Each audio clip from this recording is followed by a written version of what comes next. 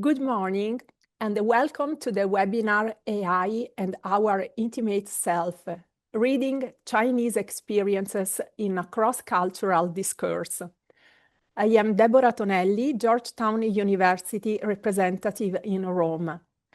Today's webinar is part of the China Forum for Civilizational Dialogue and the Chinese Perspective on AI Global Context project.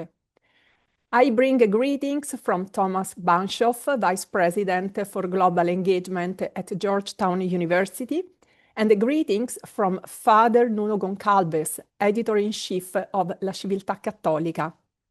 This webinar is co-sponsored by Georgetown University, La Civiltà Cattolica, and the School of Oriental and African Studies in London.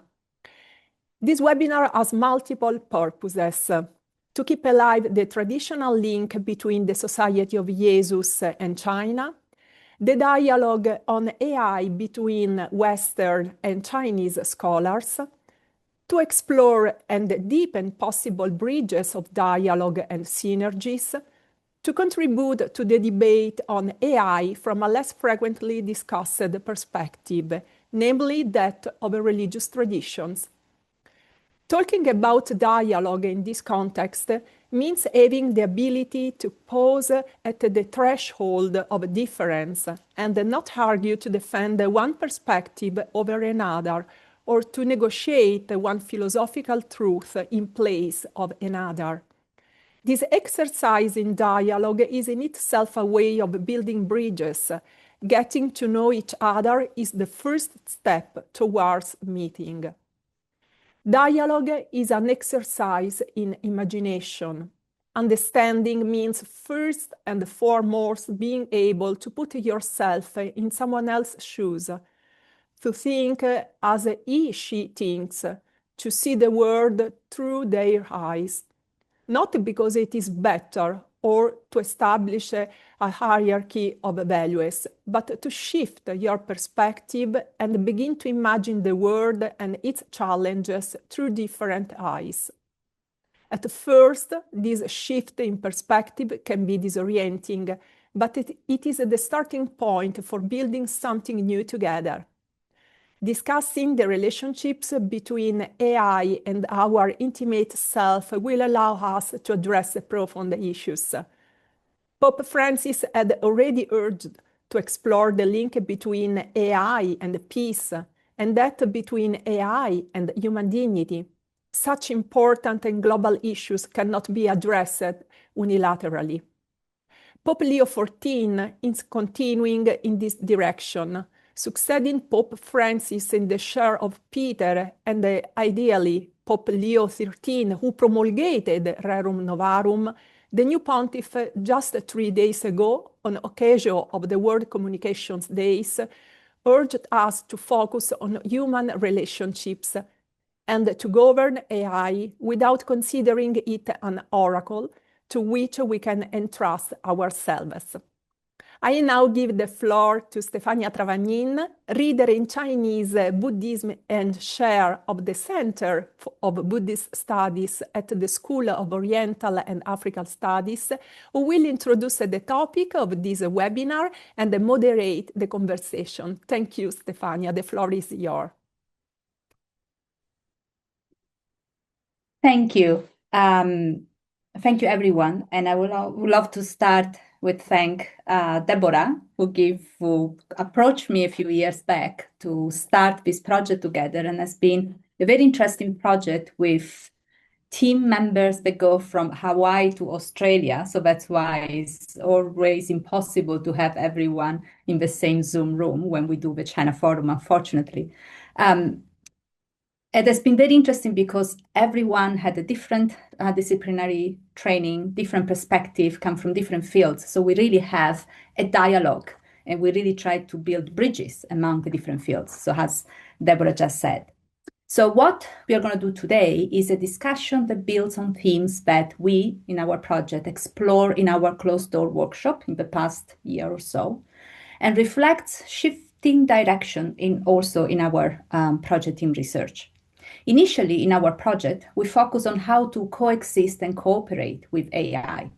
moving beyond dystopian perspectives towards more collaborative approaches, and theme that also shaped our very first China Forum in 2024.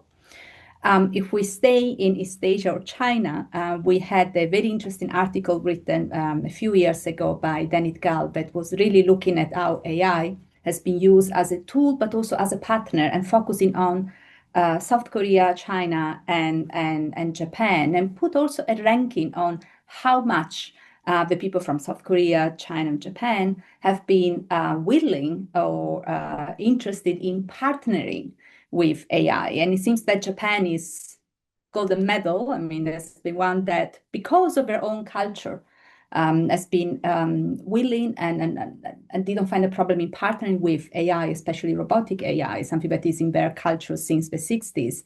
China is a little bit in the middle, and it seems that the only skepticism was from South Korea, although, as I said, this is an article of a few years ago, so things might have changed. But we see that we have among people, we are not talking about governance, we are talking about common people, the idea of partnering with AI. So what we're going to do today is try to redirect our attention to the ways AI has also entered increasingly private spheres of our lives. So AI is no longer just a tool that replaces co-workers. It's not just a partner with whom we share, when we create things, but it's also a partner with whom we share deeply personal aspects of our life. So this marks a movement from seeing AI as a co-author in the arts, novels, creative fields, working alongside us, to recognizing AI as, in various ways, a co-author of us. So shaping our own stories of self and our personas. And perhaps one day, if this is just a speculation, AI could become not just the co-author of our persona, but the primary author of who we are. There have been a number of articles, I read interesting articles from Gina Joseph from 2025 that was talking about the algorithmic self. Before AI entered the picture of our life, we used to shape ourselves and our personhood through dialogue with the society around us. And this exchange that was not only made of successes, but also failures and disappointments, this kind of relationality, it was very crucial for our personal growth and resilience. But if we now replace these living surroundings with AI, we risk to change completely the process through which we grow and create our sense of self. AI is responding to our input. If we input AI, then AI is responding to us in the way that we are. So we are kind of trapped, to use Joseph's words, in a kind of limiting self-image, because AI may know who you are now, but doesn't know who you might become. And this is all a matter of delegation, how much we delegate to AI, and particularly when we delegate our inner work and emotional lives. And to echo what Joseph and other scholars have warned us, we may be heading towards a future where, rather than cultivating our own emotional intelligence, we depend on somehow emotionally intelligent AI that ultimately fosters emotional uniformity. So we may move from artificial intelligence to even artificial intimacy, which is something that we're going to talk about today. Because AI has changed their role, we need to change the way that we look at AI, not just as a tool, interlocutor, but something with greater agency, with far-reaching ethical implication. In China, we have a number of scientists and AI managers like Yi Zhen, Haniman Wang. They are already talking different ways how we should look at a new understanding of AI because of this different way of partnering with us. Is one in which AI might merit rights and privacy similar to those of humans. So AI and robotic AI, chatbots, and are seen as a new species parallel to human beings. There have been a number of articles where we see with people that have codependent relationship with AI has started a kind of AI rights movement to protect AI rights. So we see that really this agency is the way that we delegate, we give more power to AI. So in a way to address this new framing of AI, our conversation today will center on an analysis of AI through the concept of intimacy and humanhood. So we start with what does it mean to be a human being? And we are looking at that through perspective of Chinese philosophy, religion, from the church to Buddhist studies, and also what does it mean to be a human being in the health sector, but also the category of intimacy. You know, there are different relationships we can develop in the world. There are physical, psychological, social relationship. And the intimacy is something that we have very strongly. Is an intimacy, we can find intimacy between the believer and the unbelief of God, between a patient and a doctor, or between friends, or between lovers. And as I said, we might be moving from artificial intelligence to artificial intimacy. And this intimacy is increasingly mediated by artificial intelligence. And there's something that just happened to me last semester when I was teaching. As a student of mine talked to me about a friend who fell in love with a chatbot, and then the chatbot kind of changed, software would disappear, and this person was really suffering like a heartbreak, like the same heartbreak that you have with a human being, not with a chatbot. There are adults, that's something else that I heard, who navigate a relationship with human partners by following AI's advice. So that is also another way where AI can enter our intimacy. There are individuals who seek religious or spiritual guidance from robotic teachers or AI applications. So we see that all of these different fields have more and more have AI having an agency on and reshaping intimacy.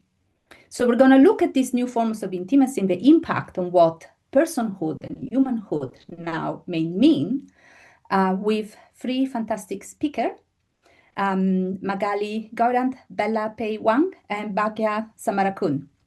So we're going to introduce each of them, and then we will start our conversation. So Magali Gaurand is a researcher in the Human Factors and Resilience streams, a team of health services researchers at the Australian Institute of Health Innovation. Her doctoral research examined how to implement ethics in medical AI using critical systems thinking, and she's currently working on AI-enabled clinical decision support. So in this event, Magali will address the kind of, in the health sector, the patient and doctor intimacy, or what happened to the health sector with the participation of AI.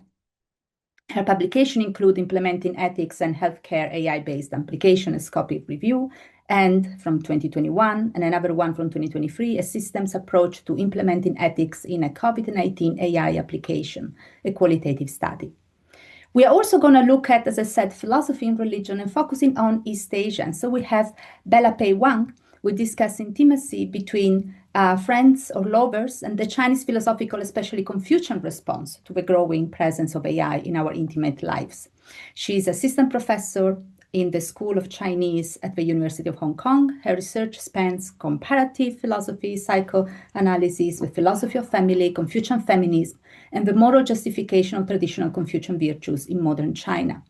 She has recently completed the book Confucianism as a Way of Life and is currently writing a new monograph titled Artificial Dawn, Confucian Reflection on Our Robotic Future.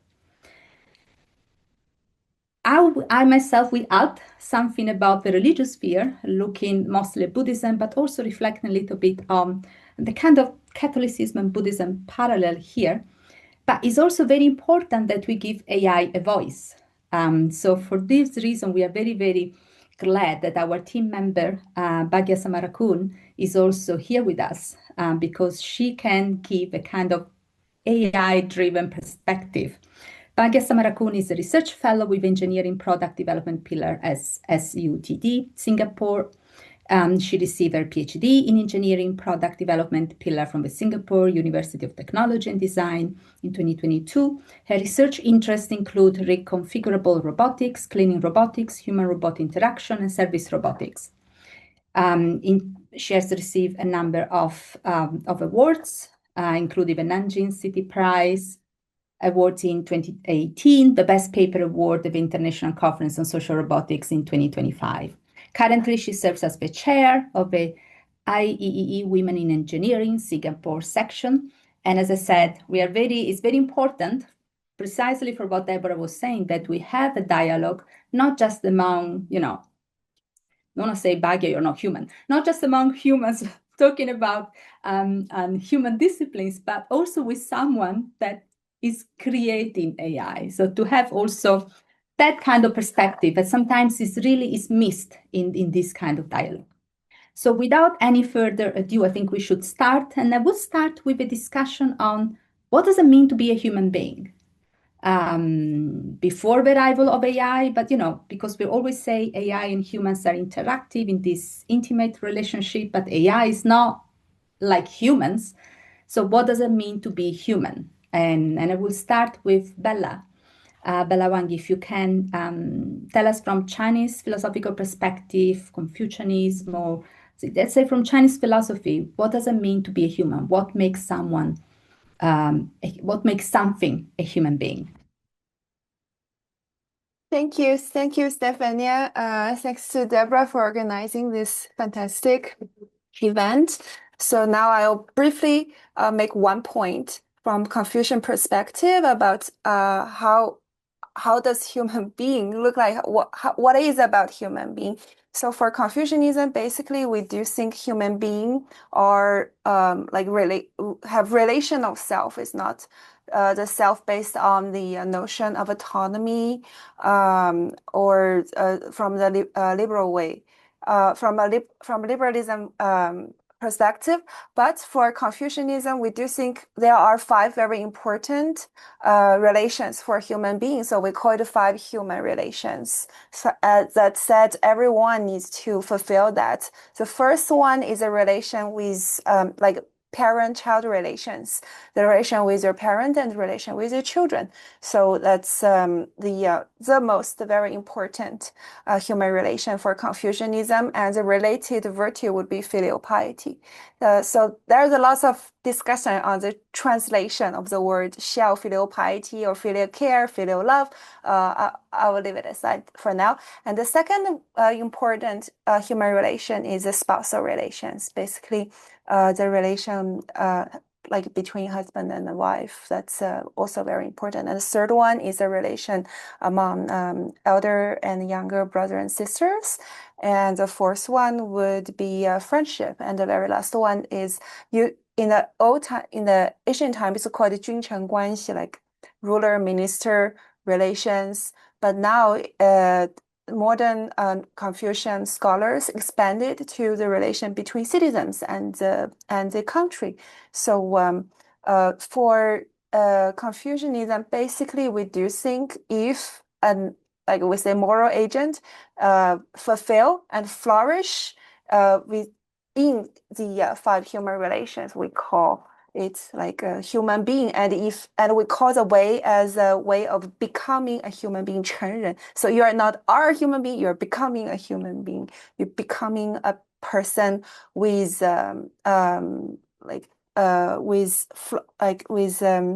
different kind of human relations, and you flourish there. You care for others, and you are comfortable being cared by others. So that's a Confucian way of being a human being. Yeah, thank you. Yes, relationality, moral responsibility, reciprocity, right? And also sincerity. So we have a human being has to be sincere. So I read an article which was actually quoting you also, your recent work. I will pass it to you. I found it yesterday, where it was saying that sincerity. So sincerity, Chen, is a very important virtue. Is the heavens is the essence of a way of heaven that is implanted within human life. So we put also that as an important point. And of course, there were all points of how these aspects may not be found in AI. So they may be seen as a difference between human beings and AI. If I may say just one word about what happened in Buddhism, but also in the church is very interesting when you think about religion and robotics, religion and technology has always been very much intertwined. And Buddhism, especially, I may say, I've been an expert of that. And in Buddhism, there is the idea of human being as is not so much the rationality, but also the consciousness, the way of being not just material, but also being emotion, being feelings. So there are lots of aspects, different level of consciousness, different level of emotional sides that are elaborated by different tradition in slightly different way. And of course, being human is also very important because human beings can achieve enlightenment. On the other hand, being human is also seen as problematic in the sense that there are defilements that human beings have to overcome in order to have enlightenment. And that there is a kind of parallel here between what Buddhism has been saying and what we have also in the church. Deborah, I believe, mentioned Antiquae Nova.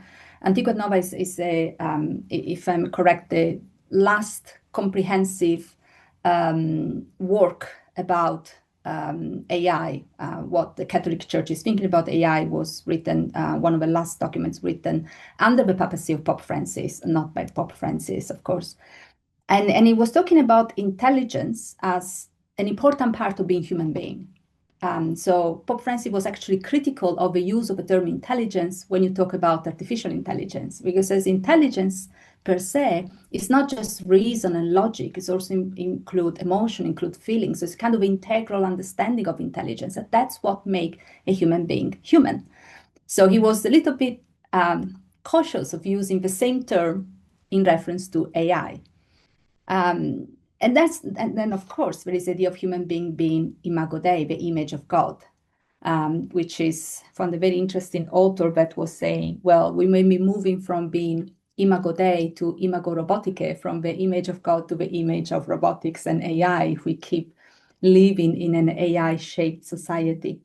But, even Buddhism and the church somehow is identifying a kind of integral understanding of reasoning, feelings, and emotion as very important for being a human being, important essence in being human being. And Magali, from the healthcare perspective, then I don't see Magali. Oh, now I see Magali. Yes, you are muted.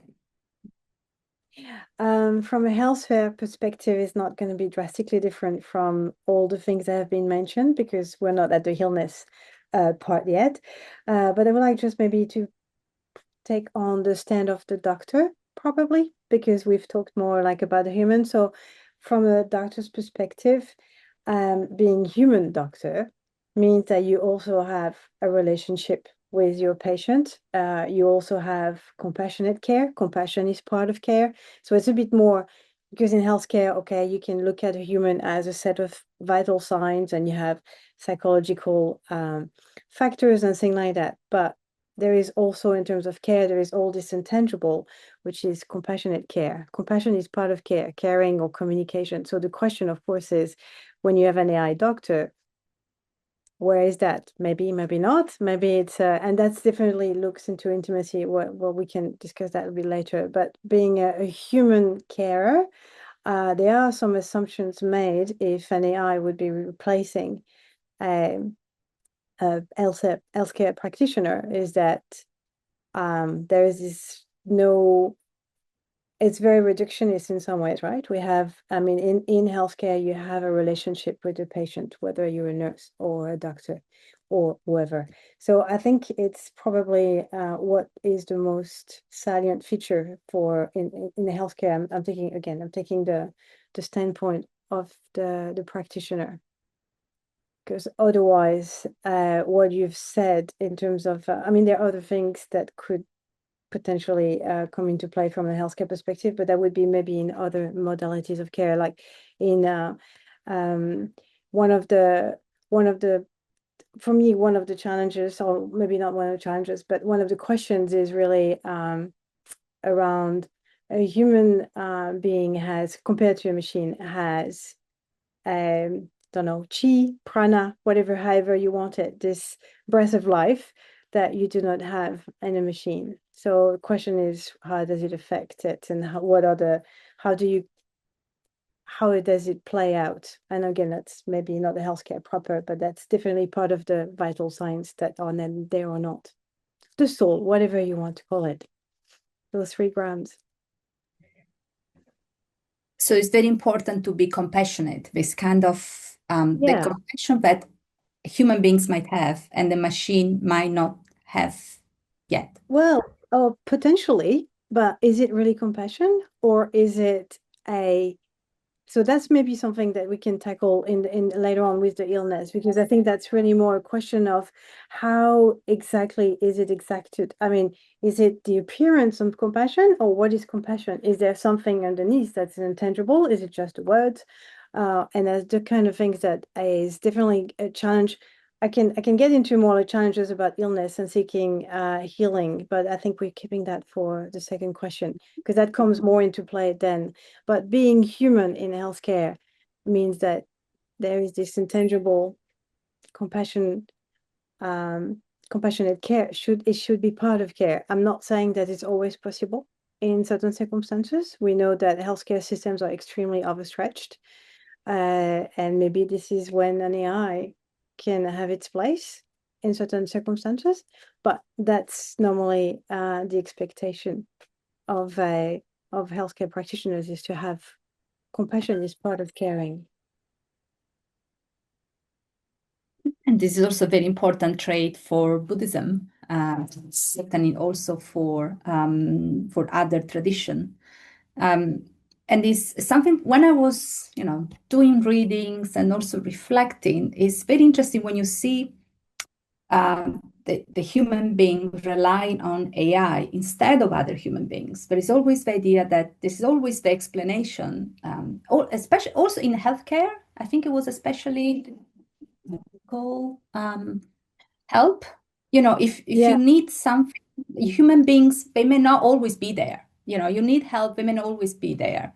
But AI is always always going to be there. Oh, so for me, I don't know if it's my connection. It might be my connection. Everyone is frozen. Can people hear me? Yes. Okay. So maybe it's Magali connection. I hope she will be back with us. Maybe this is AI being unhappy with me. But I'm not criticizing AI. But I would say, you read all these articles and these interviews of people happy to interact with AI rather than another human beings, because human beings seems to be limited in the time that can give, but it's not, and challenging. So, in the past, as I said, we were shaping our persona in relations with others, but it was also in relation with being challenged by others. So failures and disappointment were creating possibility for growth and resilience and so on. But now it seems that we live in a society that's not fault of AI. I'm not saying AI has any fault. It's not fault of AI that we live in this kind of society where humans seems to be limited. So we want a kind of superhuman, super individual, always being there, but not challenging us. So, can always provide answers that please us somehow, because, they work with the input that so the AI is studying, and Bhagya, I'm come to you in a second, but AI is receiving information inputs, and on the basis of the conversation also react to that. But what for me is very interesting is, so humans are limited, so we need this kind of super individuals, but at the same time we want to interact with them in the same way that we would do with humans. So humans are limited, but we want to keep this kind of relationality that it was always part of and human relations. And also even saying that AI now should have all the rights, whatever has been given to human beings. So that, to me, it looks a little bit like a contradiction. So we want AI to be human, but human in the way that please us for the kind of society that we are in. Bella, I saw you first looking at me. Do you want to add anything on this, or you were just saying yes? I'll say yes. I'll save some for the second question. Okay. So Bhagya, we spoke so much about AI. How can AI be as equal as human? Can all these characteristics that we explain about AI, so relationality, moral responsibility, reciprocity, compassion, feelings, can these be part of AI? Yeah. Thank you very much, Stefania and Deborah, for inviting me for this webinar. So the question is like, can AI be human? For AI, we doesn't consider as an organism. It's a computational system. We are looking at the technical point of view. So, like technically in modern AI, is a trained statistical model built from neural network layers and optimized using loss functions, learns by minimizing prediction error, and also operates through input, computation, and output. And also it doesn't have any internal continuity of existence. So AI has no life process, only computational cycles. So when the system is off, nothing continuous. So what matters technically is like as a human, we have the metabolism and continuous bodily regulation, has irreversible time, has survival needs, has stakes. But if you consider AI, has no metabolism, no self-maintenance, no irreversibility, no biological cost of action. Even advanced AI reasoning does not arise from living in the world. It's not grounded in physical consequences and also is not shaped by fear, pain, or care. And but for us, but most of us feel like AI still appears as a human, technically because AI is trained on human-generated data, human language, human emotions, human social norms, and gender roles, and human-centered descriptions. So AI can learn how humans talk about being human, not how to be human. So this creates a powerful illusion. AI reflects humanity statistically. So it is a mirror made from language. And yeah, so we are considering AI as a software system, not as a human, technically. Yeah, so it can be an assistant to humans, but cannot replace fully a human being. Yes, cannot replace fully. Also, I want to add something because we are discussing the AI intimacy. So here in AI intimacy, we can divide into two categories. First one is the chat-based intimacy. It is the large language models like chatbots. And then we can have the embodied AI as the second category. Embodied AI, we can consider the robots or wearable devices that also have the physical system combined with the AI capabilities. Yeah.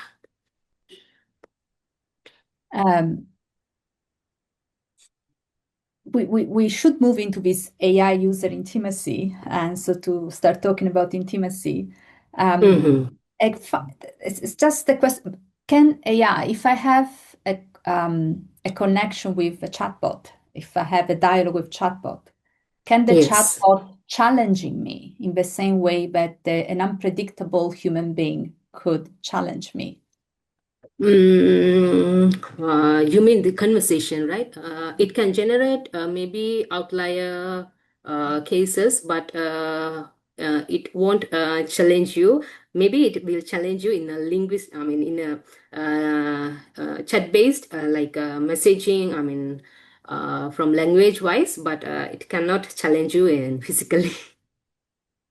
But I was thinking of all these articles that I'm reading from people who are not AI specialists like you, saying if we keep a conversation, let's say we enter a world where we just converse with AI, we will not be able to grow in the same way that we would have grown before, because AI is just telling us, so it's reacting to us on the basis of input from our conversation, so knows who we are, who we might become. So it's stuck in kind of self-image that doesn't progress further.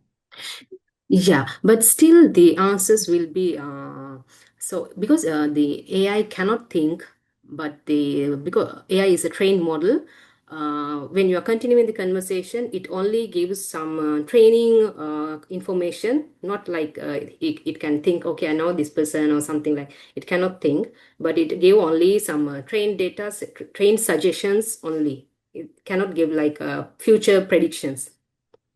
Yeah, I see. And do you think in the future it would be possible?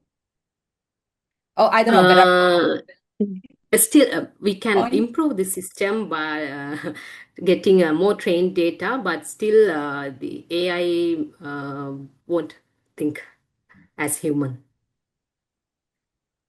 Well, since we're already talking about relating to AI, I would go to the second important point, intimacy. So on the one hand, we see AI and user having different forms of intimacy. And I think Bella is the most qualified to speak here for your wonderful work that you have published relating to disease, but also relating a kind of love relationship, the sex bot that you have been working on, a different chatbot. And on the one hand, so we see this AI and use and intimacy that is also shaping in a certain way. And it's also changing what intimacy might be. So, Bella, can you tell us a little bit from your own work? Because you've done very interesting research on this point. Thank you so much. So I just today I'm going to give a little case study on sex bots. We all know that Confucianism is often perceived as like discriminatory towards women, and this stereotype has been reinforced by certain recent scholarship in Confucianism. 2 years ago, there was one article published in China's most renowned journal of Confucian philosophy, Confucian Studies. This article argued that sex robot embody the Confucian idea of a wife, framing it as rooted in obedience. Such misguided interpretation of Confucian tradition requires thorough examination and criticism. So today, I'll briefly critique the development and the use of sex robot from a Confucian perspective. And we all know that like today's sex robots are just like human-like dolls equipped with AI for conversation and basic touch response, but they're mostly immobile and far less autonomous than those imagined in science fiction and science fiction movies as well. However, ongoing technological progress indicates that mobile human-like robots would eventually become a reality. But from Confucian perspective, I'm going to criticize the development and use of it. First of all, according to social science research, the primary consumers of sex bots are men, and precisely represents and reinforces the old and harmful gender stereotype that women exist for the sexual needs of men. When a male user repeatedly engages sexually with a robot designed to be internally compliant and incapable of refusal, he's not merely consuming a service, but also rehearsing repeatedly a one-sided controlling model of sexual relations. Such repeated practice subtly shapes his sexual psychology, potentially leading him to view women as manipulable sexual objects rather than equal subjects. And also, the second point is when people discuss about the use of sex robots, they often say that, okay, it will improve the well-being of socially marginalized men. For example, elderly or disabled individuals with impaired sexual function.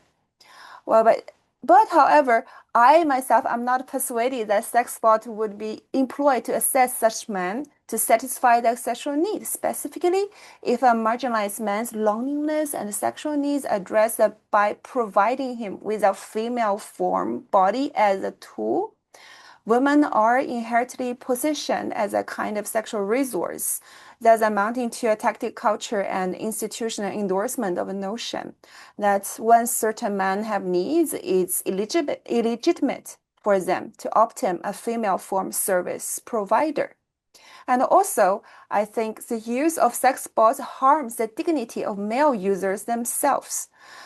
Interesting questions about, we just talked about care robots, robots in care, but so many scholars worry that care robots might give those being cared for the illusion that a genuine human relationship exists between them. Seems like people feel care can be faked. But among the discussion on sex robot, I didn't see any discussion on whether sex can be faked. But I think that's a question we need to discuss. Also, accepting that arrangement that you can only have sexual relations with a robot may subconsciously reinforce a negative self-perception in users that they're unworthy of real relationships. It can serve as a kind of psychological suggestion. Your circumstances render you unlovable by real people, and you only deserve a stimulation. Each use of a sex robot becomes a reminder of the user's own perceived deficiencies, rather further encouraging withdrawal and making it even more difficult to develop a social skills and confidence necessary to form a genuine relationship in the real world. So, and we all know that real human relations are complex, ever-changing, difficult, and even for healthy individuals, even charming individuals might find it difficult to navigate. This very complexity is why people must continually develop through ethical practice, inevitable experience, a range of setbacks along the way. Offering sex robot as a solution, in fact, is a regressive approach that abandons the pursuit of personal growth. The loneliness and self-isolation faced by marginalized groups often stem from the lack of accessible facilities, insufficient social support, and pervasive discrimination. So a more dignified solution would be involve increased investment in community building, and the creation of inclusive social spaces, ensuring the elderly people in a collective living environment, such as nursing homes, having privacy and dignity, thereby making intimacy possible, rather than just give them a sex robot. And also, I noticed that among Confucian scholars, there are scholars are more tolerable towards sex robots because they would think that, oh, those sex robots, 小人, petty people would use that. But we, Jun's exemplary person, we're not going to use that, but we tolerate them. So we just frown upon that. But to me, I think just a frown upon that is not good enough. I really do think sometimes like such tolerance. For the tolerance, I think a broader concern is that what is presented as tolerance often masks voyeurs, like seeking novelty, indulgence towards the exotic and the other. Just to look at other in another way, but you said I tolerate that. But actually, you really wanted to sneak on their life. That's another phase of tolerance, I would say. So even to the point of forgiving morality harmful behavior. So unlike private moral failings, sex robots threaten to reshape social attitude towards gender equality that Confucianism has historically been criticized for evaluating. Yet it's precisely what progressive Confucians aim to rectify. So based on Confucian core values such as humaneness, Ren, or diversity in harmony, He, Confucian-inspired scholars have responsibility that extended beyond merely frowning upon a technology that far-reaching implications. So I do maintain a strong opposition that we should continuously reflect and critique the development and use of sex robots. Okay, thank you.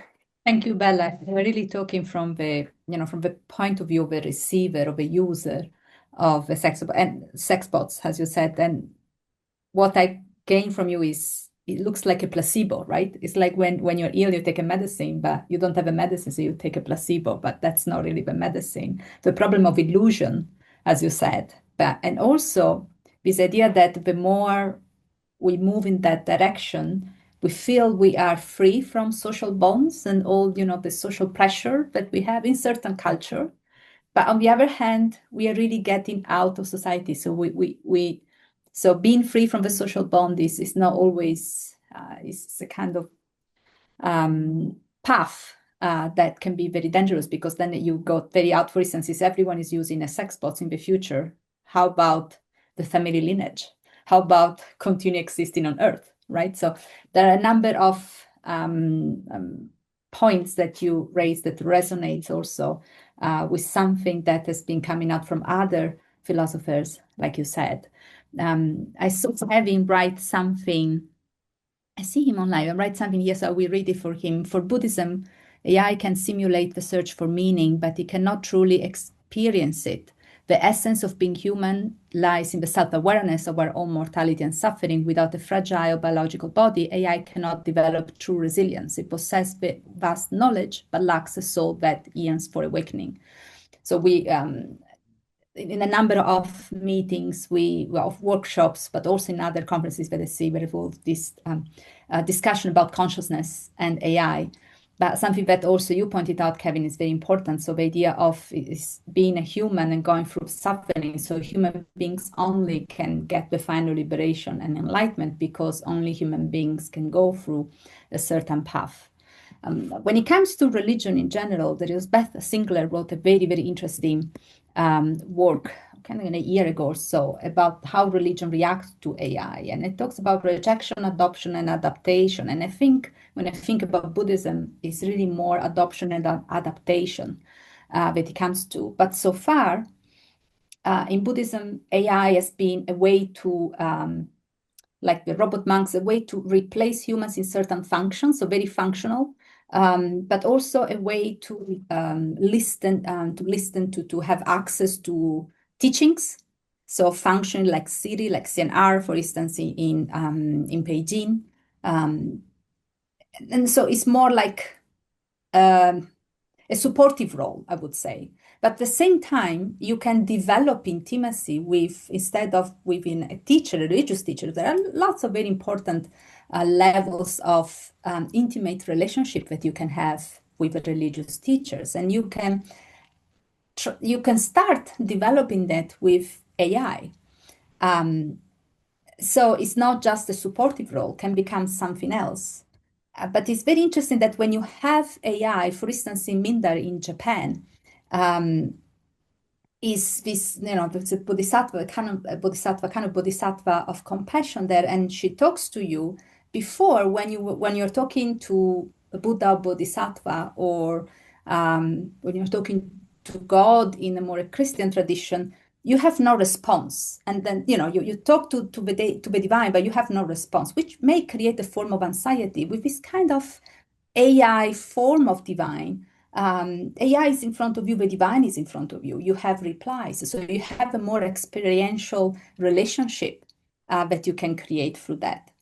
Another very interesting point that was made by Pauline Chong when it comes to AI and the use of AI in relationship in a Buddhist context, in a religious context in general, actually, is that when AI is delivering sermons, it's delivered the sermons that you want, that some humans want to be delivered.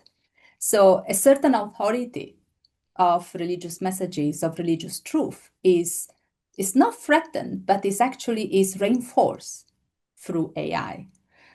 So that is more like how you produce it, and that kind of effect that can have. So again, religion is also something that evolves continuously, may not evolve. So there may be some clergy using AI as a way to maintain a certain form of authority that they had in a human shape, and now try to redirect that form of authority also through AI. And We read Kevin Chand, that is one of our team member, also a professor at Tzu Chi University in Taiwan, say Buddhism suggests human value stems from the capacity to feel and transcend suffering, while AI calculates everything. Its lack of biological vulnerability prevents the birth of true compassion and resilience. Without the awareness of mortality, there is no yearning for enlightenment. AI possesses only information, not the mind consciousness required to experience the truth of life. We are going to Bhagya in a second, but before that, I was thinking to give a word to Magali, because there are more and more articles coming up discussing the use of AI in healthcare, that kind of intimacy, how AI can have a supportive role, can be a mediator, can be an alternative tool. So what's happening? So thank you. I apologize. Hopefully I won't drop this time. So one of the challenges with AI at the moment, there are definitely a couple of applications that are coming out, as you were pointing out, all of you. One of them is a chatbot that can actually help you with understanding your diseases. Then you have a different conversation with your doctor, because then the balance of power and knowledge is different. The question, of course, is whether you can rely on what the chatbot told you. It definitely it's upsetting. I mean, it's changing the relationship that you have with your doctor. So the question is really what lies in the future. Obviously, we don't know yet, and it's all into development. But we know that for doctors, it's a bit more challenging because people come with more information, whether it's true or not. That's a different question. So we definitely have a little bit of an evolution of the relationship, doctor-patient relationship. And it's also important to note that it has an effect on the GP as well, right? The problem is in the future, what is the evolution of the GP? Because then they don't necessarily be the knowledge holder the way they used to be. And I think, Stefania, it reminds me quite a lot what you were talking about in religion with the monk, the AI monk. I mean, yeah, maybe the knowledge is there, but then there is this something, maybe you call it Rigpa, where something is not necessarily there. And I think we go back to the compassion part. The question is whether you can have this real compassion, or is it an illusion? Now there are also challenges in healthcare in terms of overstretched healthcare, where time and space does not necessarily allow for such compassionate care to flourish.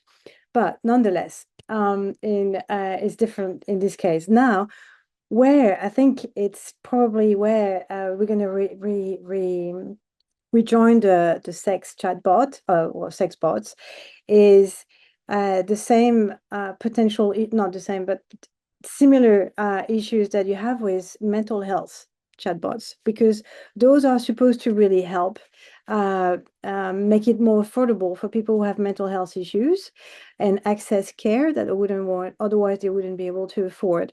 But there are big challenges around that. You probably have heard of some people who've committed suicide after talking to a chatbot. There is some ongoing trial in America around that.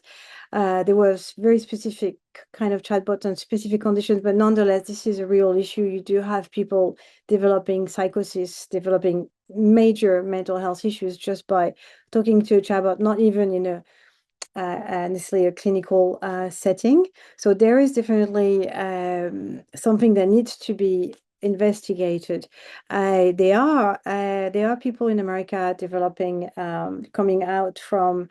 You probably heard of the Social Dilemma and Tristan Harris and all these people with the human technology. They are really trying to counteract the greed of the Silicon Valley in pursuing those applications, because ultimately there is also a big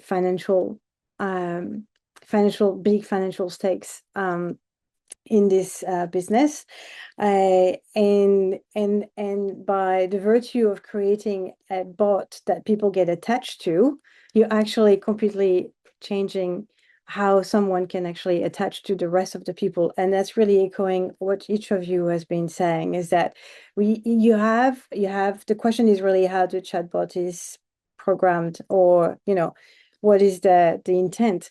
If the intent is to catch you, to make sure that it grabs your attention and you keep going back and you keep getting very attached to this chatbot, obviously this is not necessarily what is desirable from a human flourishing perspective, but it's definitely highly desirable from a business perspective.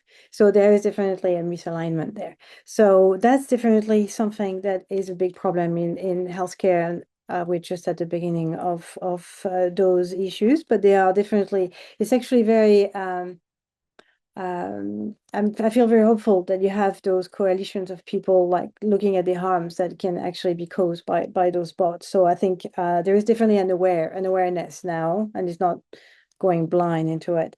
So that's actually quite good. But now in terms of relationship, from the healing perspective, one of the challenges when you, and I'm going to talk, for example, from an Aboriginal point of view. I'm living in Australia. Aboriginal health is, I think, a good indication of the way Indigenous people and probably Indigenous cultures in most places see health is not an individual. It's not individual, really part of a community. You're part of the environment. And the challenge with having this AI one-on-one relationship with someone is that you can probably possibly severe those relationships and not necessarily take them into account. Then it becomes it can actually quite be disturbing, I think, especially for people who are still very much embedded in those traditions, and probably potentially affect their recovery or their healing, which would be already the healthcare system as structured in the West is not necessarily very well adapted to these traditions. And I think an AI would probably reinforce those potentially reinforce those issues, not necessarily help them. After that, I guess I'm not sure what the future obviously looks like, but I think in the future we're probably going to have to, in the healthcare system, we'll definitely have to think of a triad as opposed to a dyad when it comes to doctor-patient relationship. So I think in the future, this is probably like Stefania, what you were saying. It's probably very similar to the AI monk. You're probably going to have to think of more like a triad. And how do we actually make this triad works that one doesn't really overpower the others? Because I think one of the challenges is that you don't necessarily want to have one. How do we make it work together as opposed to one taking over the others? That's probably one of the biggest challenges for the future. That's where we're at the moment. But thank you. I think it echoes a lot of other arenas. I don't think healthcare is drastically different from the other ones. One thing that is different, that you make me think is different, is when you read and you think about AI in some fields like religious fields, for instance, and AI is praised for inclusivity. So in certain spheres, AI is praised for being more inclusive than humans. But when it comes to Aboriginal healthcare, what you're saying is the opposite. So bias that are there in the human that are kind of repeated and reinforced through AI. So the big praise of inclusivity is not there. Oh yeah. So that is definitely a big issue. I mean, that's definitely an issue in the data. By nature of the data, you don't have as much representations of minorities. So you do going to have some biases. But that's it's not necessarily going to come into the conversation. But yes, definitely. Yeah, definitely. Big issue.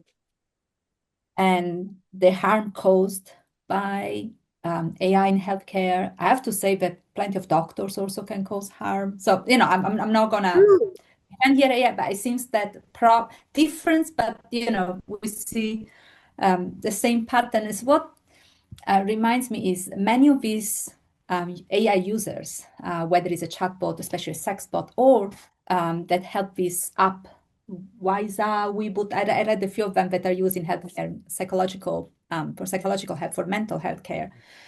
They don't say openly that they're doing that. So this is a kind of shame that they're using And it reminds me how decades ago, years ago, there was a little bit of shame to say, I'm seeing a therapist, a human therapist. So since human beings always find, try to go outside the family of a friend's circle to talk about their own fears, their own fragilities. And so you use a therapist. And now from a therapist, you move to AI. But since that, the shame of saying that is kind of coming back, whether it's AI or a human therapist. There's certainly shame, except for some users, and I'm looking at Bella, some users will say, oh, I have my human wife, I have my AI, and my bot girlfriend, I have both, I'm happy. Others that will feel uncomfortable in talking about this other level of intimacy. And that's, as I say, it reminds me of how people, when we're looking at therapists, human therapists in the past, while now I think now is pretty much open, there is not a problem in saying that in the past it was a problem. So maybe the real problem is how, dealing with intimacy for a human being. Maybe there's a kind of pattern there. Yes, you want to add something, Magali? Well, I just wanted to say one of the major challenges with an AI, I think everyone kind of pointed at that, but from a developmental potential, point of view, is that if you imagine that you keep getting acquainted to an AI and you prefer this AI because it's very pleasing, then as you were pointing out, Bella, then you honestly being challenged, but more importantly, you may not form attachment to other human beings. I'm talking about more like younger people, and then eventually, what kind of society is it going to be like if everyone loves their robots more than their other fellow humans? I'm talking it's years in away. the same kind of society when you go to a restaurant, you see three people on the table, they're all looking at their own cell phone instead of talking to each other. So, AI is responsible up to a certain point. And it has a very good background to move in. I see that there are some questions coming in, but before we open to questions, Bhagya, I would love to move we talk about, reception. That the AI user from, how we see them from our work and our interviews, but from the production perspective. I mean, Magali has bring up the idea of the context of production. So how are the AI programs when it comes to all these different spheres, and what are the plans for the future? How the future may maybe address issues that Magali and Bella have mentioned today. Yes, so if you consider like the technical design choices behind the intimacy, so AI system use like intimate context designed with a language trained on emotional data, trained on therapy conversations, support forums, relationship advice, caregiving language. So this allows AI to sound empathetic without feeling empathy, and also emotional patterns recognition, detection, sadness, stress, loneliness, and also response with a soothing language. Sorry for the background noise. Soothing language, and also validation, reassurance. So this is emotion simulation, and also this is not emotion experience. So another thing is the personalization and the memory. So AI stores user preferences, past conversations, emotional triggers. This creates continuity which humans experience as being known. Technically, this is user modeling, but not a relationship or attachment. So if you consider boundary and safety rules, AI is constrained by content policies, risk detection, whether it's self-harm or crisis, and legal and ethical limits. But these are static rules. Human boundaries are dynamic and contextual. So this mismatch creates some risk also. So if you consider why this is technically hard, and also it's more important, but the thing is intimate moments are unstable. Illness or the grief, love and spiritual searching involved, like changing emotions, because it's changing emotions, and contradictory needs and cultural and personal differences, but AI system prefer clarity and prefer stable goals and prefer predictable patterns. So if you consider intimacy is a fluid, but AI system are rigid underneath the surface.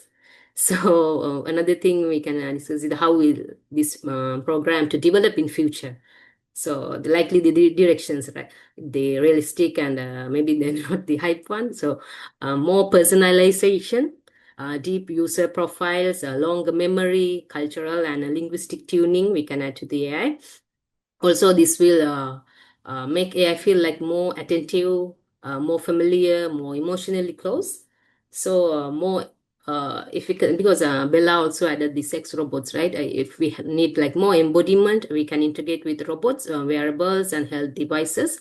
And this physical present increase the emotional impact also. So, but still, AI don't have any inner experience. I also don't doesn't have any responsibility or what it is. So, more. So if we consider like more reliance in care context, AI will increasingly be used for mental health support, elder care, chronic illness monitoring, loneliness mitigation, and also if you consider what it will not change is the AI will not develop suffering or compassion or the spiritual awareness and also the moral responsibility. So AI will be remaining as a tool, as a mirror or the mediator.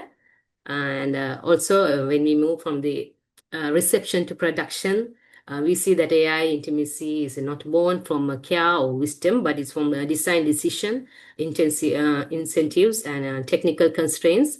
As this system become more present in moments of illness, love, and spiritual vulnerability. So the question is no longer whether AI feel, but whether human remain attentive to what only humans can offer: responsibility, compassion, and ethical judgment. And also, I would like to share some of because I overlooked the email and I created a presentation. Maybe I can share a few of our. I mean, in robotics field, the developed robot deployments and also some, because I have been to annually going for this ICRA and IROS robotics flagship conferences. They showcase these humanoid robots in their exhibition area. So I took some video footages during this visit. Maybe I can share you during this discussion also. Is it possible me to share this screen? Okay. Let me check. Okay. And Wabagya, while you are preparing this idea of AI having emotion without attachments, it reminds me of how AI is superior to man. From a Buddhist perspective of other religions, because humans have defilements, attachment, but they are, yes. Geraci said, the spiritual robots, they don't have all the defilements of human beings. Oh, those are lovely. So are you able to see my screen? Yeah. We see them.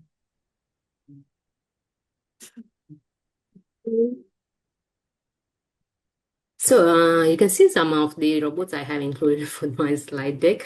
So now a robot is a humanoid robot widely used for education and research purposes.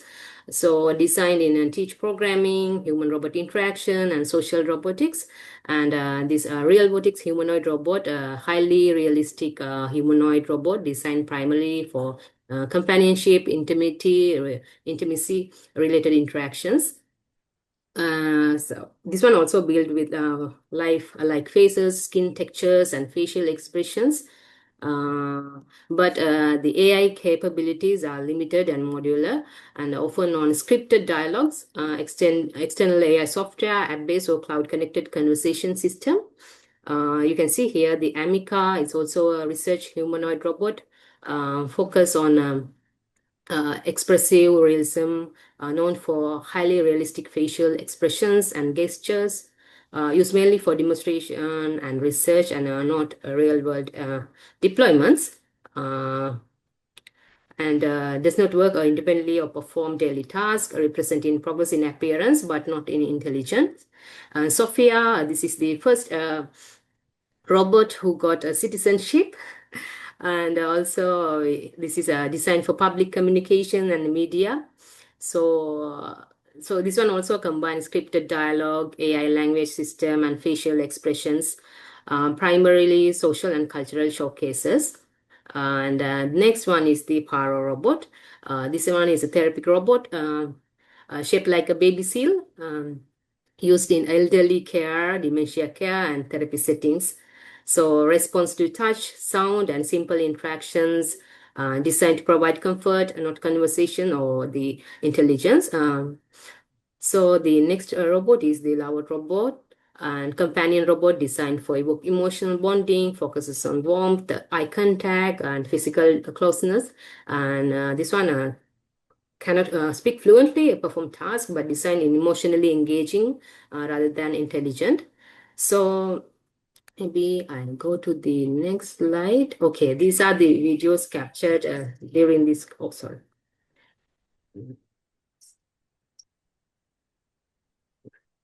Yes. So this is the Amica robot I captured during this conference. So can have the conversation with Amica robot. And next also this robot is similar to anime character. This one also similar to anime character because nowadays people are more trained towards anime characters. So the robot appearance also similar to character. And the last one is from the Professor Ishiguro's lab. So he created his own replica robot to have conversations, meeting with the students. So yeah. So he creates a robot of himself. Yes. Yes. I want to do that. Yeah, maybe since I have a limited time, maybe I'll go to because when we are going for like AI to robotics, so we are like considering some proxemic zones, unlike the AI, we can use the phone, and we don't consider the zones, proxemic, the closeness towards the chatbot. But if we are creating robots, we consider proxemic zones. We have like intimate distance, personal distance, social distance, and public distance also. So these zones are vary across cultures and situations, and people continuously adjust them through body language and movements, respecting proxemics. Also special and essential for comfort and trust, and especially challenging for robots. So this one also, I have worked the human robot proxemics review. I have written a human robot proxemic review paper. So I have included, I got this picture from that paper. So when we are designing the robot, we need to be aware of the proxemic designing, how closeness the interaction should happen according to the context or the task. So is it okay? I take some time for this discussing the current hardware limitation, or maybe we move to the next question. I see also that let me see. I see that there are some questions. Okay. Okay. And it's okay. Maybe I'll stop from here. Maybe we go to yeah, keep it open in case well, no, you can stop sharing, but keep the file yeah, maybe open I'll quickly go through the current because if you're talking like AI, but the thing is also, if you see the robots, we see the robots are more realistic, more humanoid. Wow, this robot can do this stuff, or this robot can cook, this robot can run faster, this robot can interact. But most of the videos, videos look better than in reality. They're superhuman, right? Yeah, superhuman. Because I went for the keynote speech from the Boston Dynamics, founder of Boston Dynamics, Mark. He also mentioned that these videos, they have put a lot of green screens, and these videos are fabricated. The actual robot cannot do such kind of thing. They like pre-scripted motions, and they took 100 times, and they took the best video for the showcase, something like. So I have a question for you, Bhagya, since you're working on And I see, Sorry? I have a question. Yeah. And it's also is connected to what Daniel Bell, who is also a member of our project. I think for the last part of our conversation, I would invite all the people in our project also to be, I mean, to turn on their microphone and to interact and converse with us. Daniel asked if the real robotics that you showed before has black hair roots, suggesting a fake hair dyeing job. Is this supposed to reflect human imperfection? Sorry, I didn't get it, the question. Yes, well, Sorry, let me explain. It's supposed to be Yeah. a blonde, right? But then if you look here, she actually has black hair roots, which is, I guess, more human-like. It's somebody who's trying to do a hair dyeing job, but not very effectively. But if you're designing a robot, it's kind of odd to design it that way. So is it supposed to reflect human vanity, or I don't? You go to the picture of the real Botix robot, and you'll see what I mean. So this one, right? Yeah. Look here, well, you but see? I have to say, Daniel, there are people who would like to have the hair like this. You So mean real Botix one? Or? yeah, You yeah. mean, okay. Okay, Yes, the real Botix. He noticed that there is a kind of, black hair, so it's not fully blonde. So he was Oh, wondering okay. whether So it's a I kind of think imperfection. these things can be created according to the user preferences. I think can be customized or maybe have different models. This is only one model I have included here. So it was requested that way. So Daniel, maybe it was requested imperfect, or maybe Okay. not this hair color, but this, I was also noticed when you talk about So cross-cultural yeah, that's also a good point because user preferences are so different. So it's very challenging to develop one single robot for having the acceptability for all the humans, or maybe one thing is different variation of robots, maybe with physical Sure. appearances.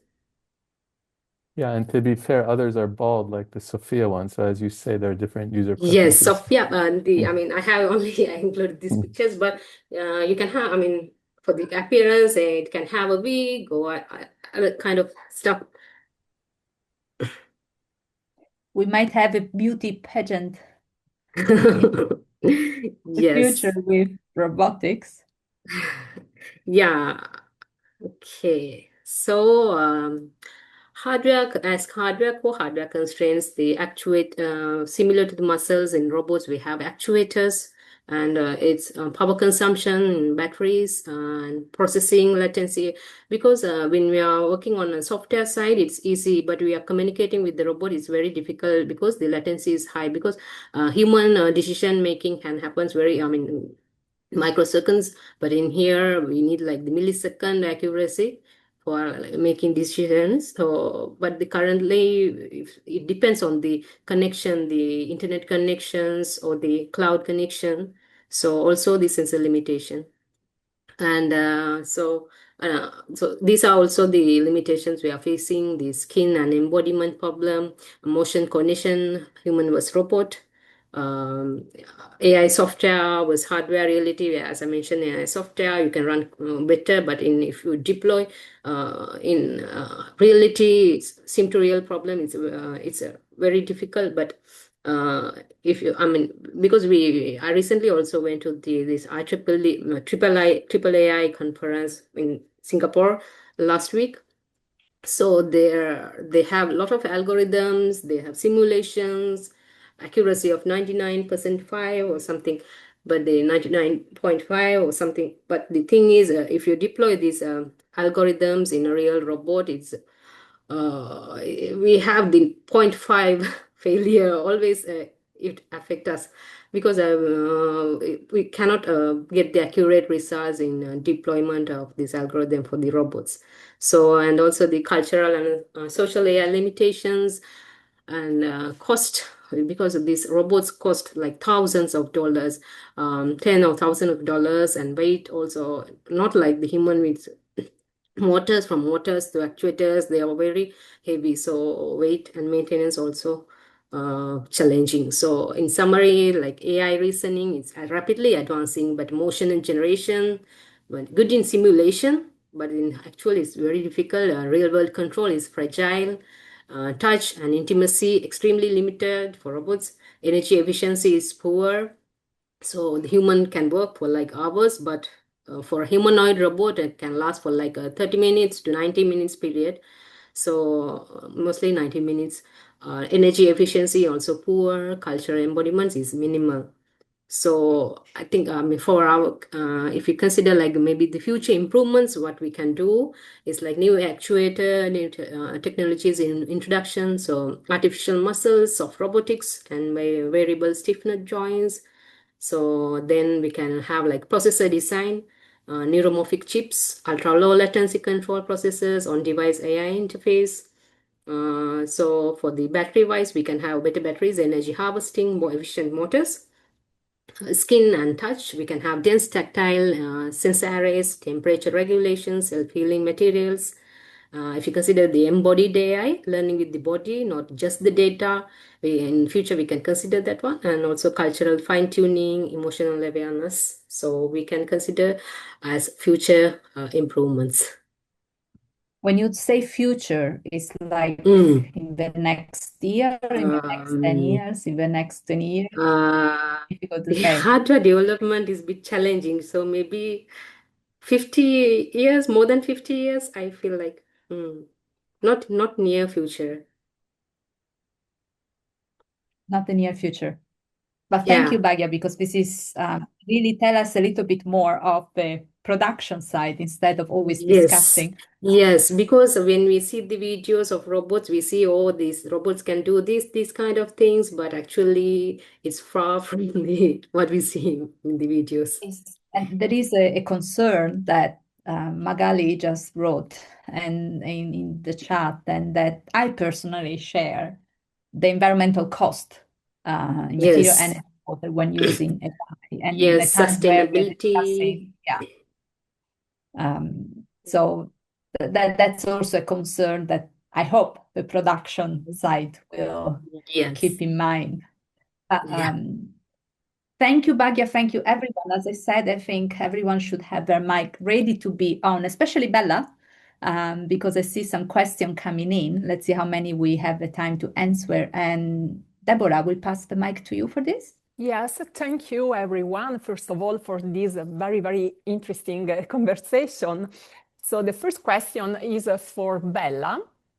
If the problem is the sex bots are not able to say no, if the sex bots are programmed to reject a request either randomly or based on previous choices of the users, mimicking how an autonomous person behaves, would this make sex bots more accepted by Confucianism? It's a very interesting question.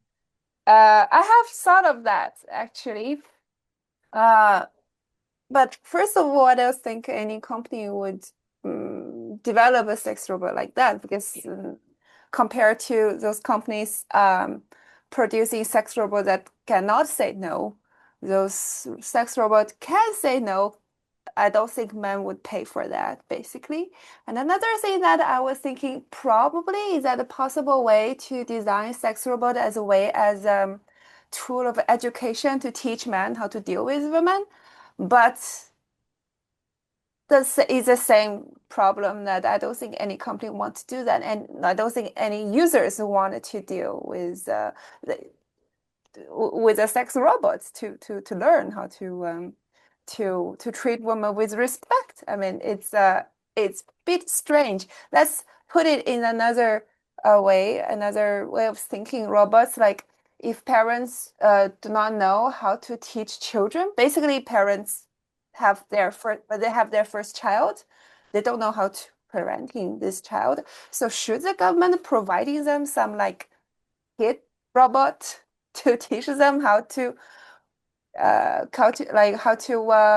raise a child? So I really don't think so. I don't think we should use robots to learn or use them as a tool of teaching.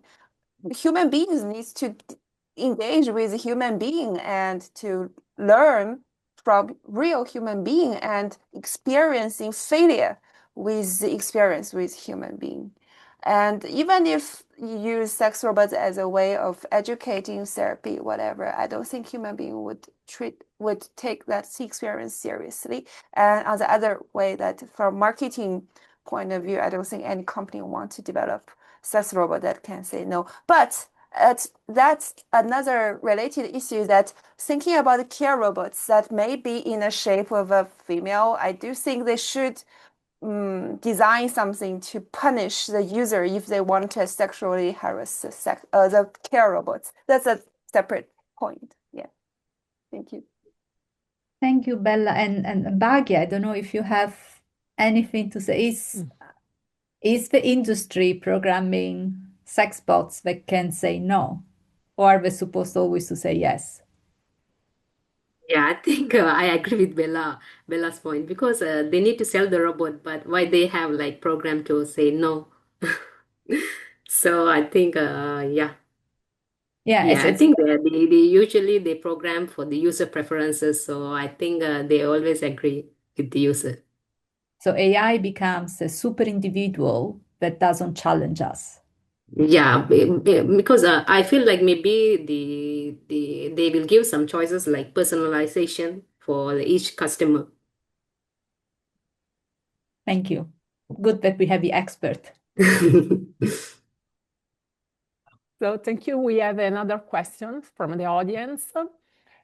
Could you please elaborate a bit more on how AI in China is reshaping intimacy and self-expression, and how these experiences, seen from a Chinese perspective, looking toward the West, invite a re-examination of a Western's idea of the intimate self?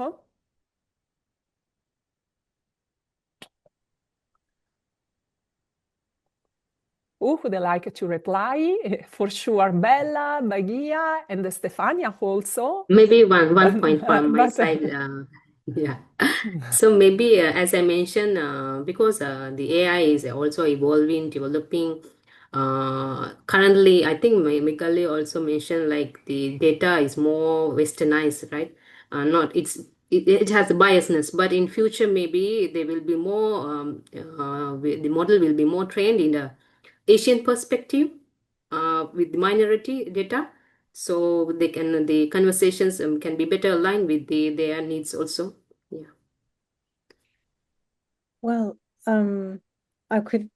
There is something. It's kind of a question for you, also, Bhagya, about that. I'm just bouncing back onto what you just said about the data. But if you imagine a robot who is learning from his environment, or their environment, then Yeah. it becomes embodied cognition, embodied. So maybe, I mean, biases probably would be very different, very, very different. Because Yes. Yeah, for if you consider the robot perspective, so most of our experiments are done in diverse cases. Like every experiment we mention which cultural setting we have conducted these experiments, something like. So maybe when they are developing in robots for these cases, they can consider these experimental results also. And maybe the decision making can be happen like because from the vision you can see, right, the surrounding context and the people you are interacting with. So according to this context, maybe your decision maybe can be changed. Yeah.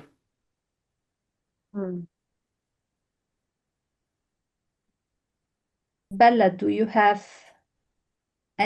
want to add something to Giovanni Luchetti's questions? Something that I might say, I'm not Chinese, and my work has been more on robots in the Buddhist sphere. And I have to say, in religion, when it comes to China, AI is still really a tool that can reinforce a certain authority, is an upaya, is a skillful means, it's not a Kalyana Mitra, it's not the wise and a noble friend, and so it's not advanced as much as chatbot or sex bots, but something that China has tried to reinforce in the AI context as much as in any other cultural or structural context is everything is done with Chinese characteristics.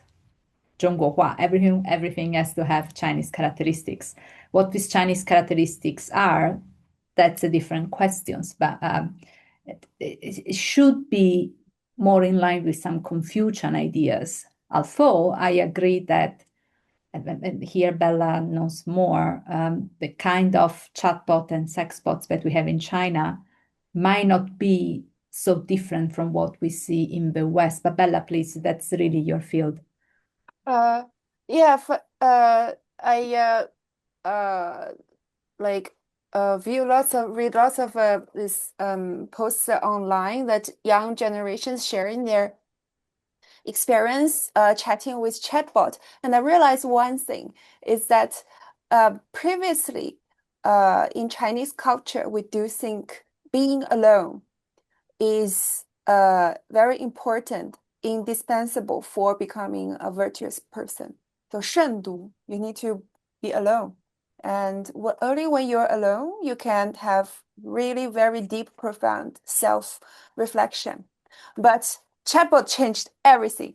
Like loneliness is like a sin for a human being. Like you should not feel lonely. And chatbot are here to solve this problem. They will be here 24/7, every day, every hour, any minute, always ready.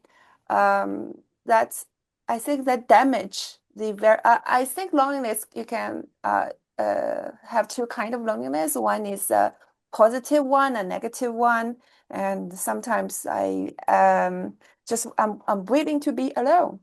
But this notion kind of it relatively faded from the young generation's life. They do wanted to be accompanied all the time, and that makes them not so I'll say Chinese or Confucian, yeah, because that's a part of to keep a part of your life empty is important in Chinese. I would say aesthetics. I will say morality or things like aesthetics. You can leave your life empty. Liu Bai, like in the painting, Chinese painting, you see lots of emptiness on the, but it doesn't mean it's meaningless. But now we wanted to flood our life with everything, even with meaningless garbage information. And I think that's a huge challenge for young generation. Yeah. So being alone was important, and now seems not to be important anymore. Could we say that that's a model that has been imported from non-Asian cultures? I don't know. Yeah, well, at the very end, they are alone anyway. They are not alone, but they are alone. Yes. Because like for the company to want to sell AI companions, that they sell because they demonize being alone, the thing being alone, that you should not be alone, and it's a problem. But actually, it is not a problem. They make it as a problem, as a problem you should solve. How do you solve? To buy their product, get yourself a chatbot. Yeah. I don't know if anyone has more to say, but as I said, yes, the trend is changing. So it's intimacy, self-expression in China are changing. So being alone is not requested anymore. Emptiness is about. It seems to be a kind of global situation, but then it would be more a question for industry that work in China when they create chatbot or sex bots or any sort of bots, whether or not they are also trying to conform into these Chinese characteristics that seems to rule the discourse of China right now, because that's a kind of everything in culture has to have its Chinese characteristics. That is a specific way to see Confucius, a specific way, not, yeah.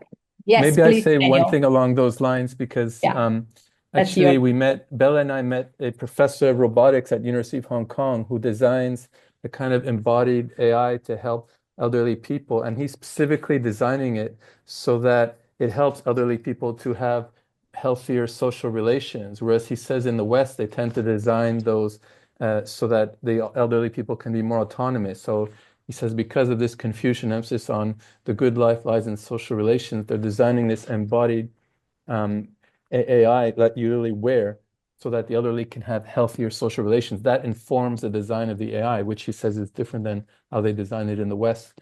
Yeah, just to give an example. Great example. It's a great example. This is about filial piety and respect for the elderly, which is, well, it's also part of Italian culture, so but it's definitely a Chinese characteristic. I agree with that. Deborah, how are we doing with the time? We finished our time. We finished our time. Sorry, I'm sorry for this because I'm sorry too, because it's wonderful.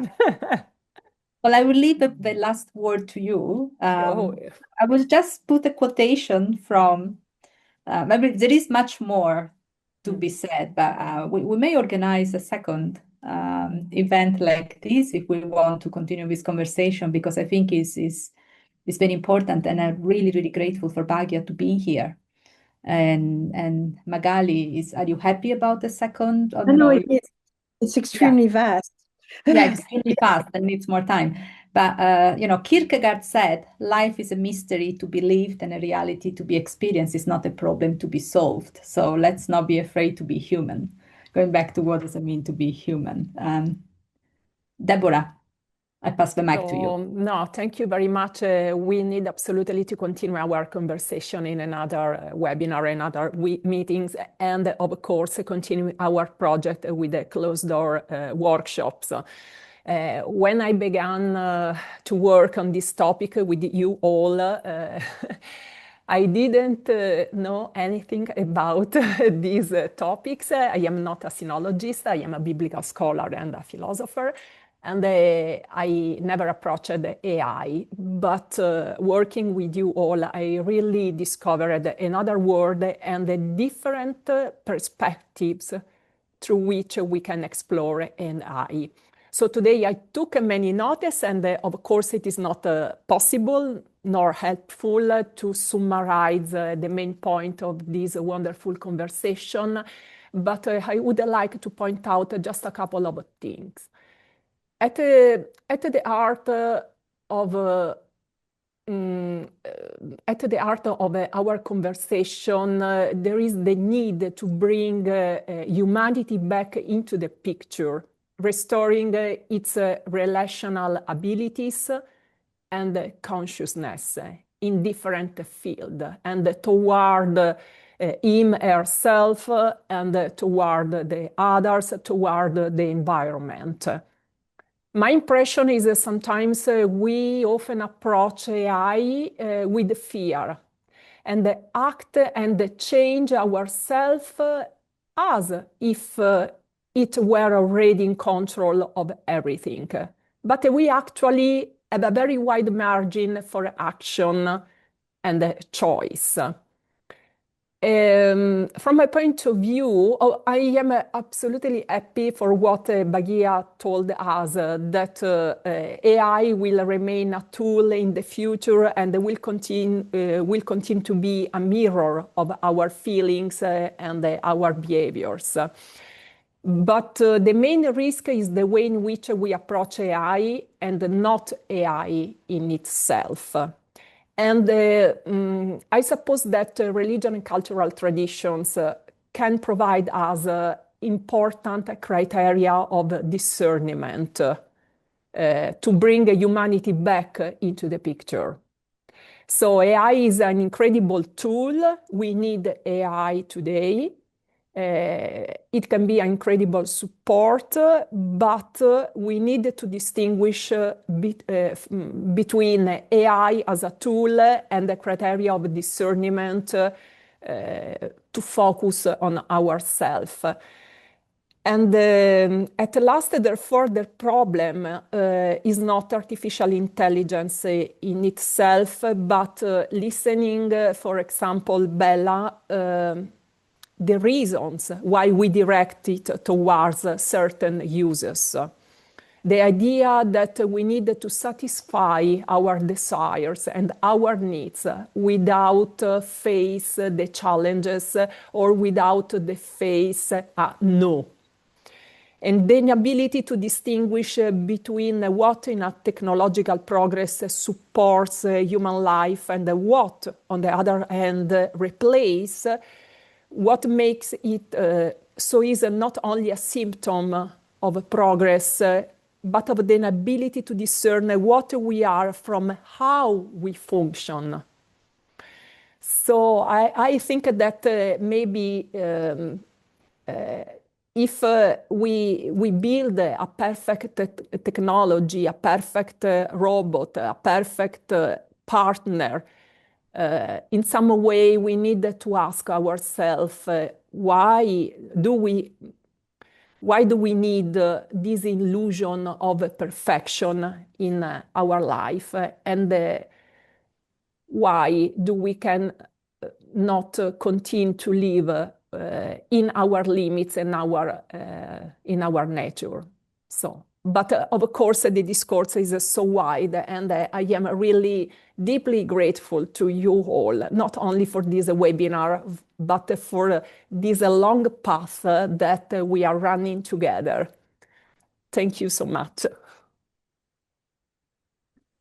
Thank you. Thank you, everyone. Thank you, Deborah and Georgetown and the China Forum for hosting the